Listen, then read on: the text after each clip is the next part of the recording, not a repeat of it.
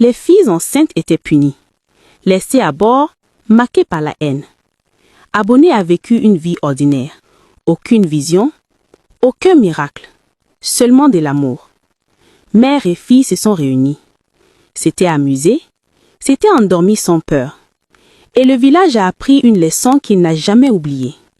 La jalousie détruit ce que l'amour construit. L'amour d'une mère détruit même la mort. Le village n'a pas parlé pendant 3 jours. Ce n'était pas une règle, c'était la peur. Les gens ont regardé Amoka et Abonnet passer par là avec les yeux calmes, comme si n'importe quel grand mot pouvait réveiller la forêt. Le vent se déplaçait doucement maintenant, plus en colère, mais il portait toujours l'espoir. La nuit, Amoka s'est réveillée. Tout d'un coup, son cœur s'éloignait. Elle allait s'échapper. « Abonnet !» elle a whisperé. « Je suis là, maman !» elle a toujours répondu. Endormie, mais vivante. Chaque fois, Amoka sortait un souffle, appuyant sa tête sur le chevet de sa fille.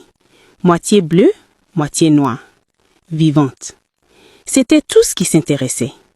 La première fois que quelqu'un est venu à la maison pour demander de l'aide, Amoka a senti son ventre s'éteindre. « Mon enfant est malade ?» elle a demandé. « Apportez-moi Abonnet, s'il vous plaît. » Abonnet a avancé. Puis, elle s'est arrêtée. Elle s'est fermé les yeux. Elle s'est tournée intérieure. Elle n'a rien ressenti. Aucune chaleur, aucune lumière. « Je suis désolée », elle a dit doucement. « Je ne peux pas. » La femme l'a regardée. « Mais vous, toujours. Tu es la seule humaine maintenant. » Elle a répondu. Son voix s'éloignait.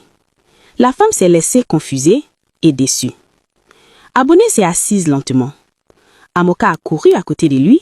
« Est-ce que tu vas bien ?» Abonnet a pleuré, même si ses yeux étaient mouillés.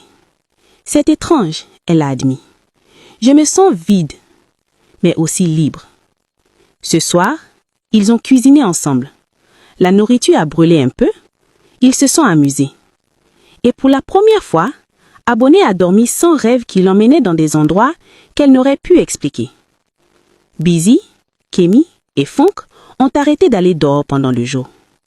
Quand ils l'ont finalement fait, ils se serraient les gorges, mais la vérité ne pouvait pas être cachée pour toujours.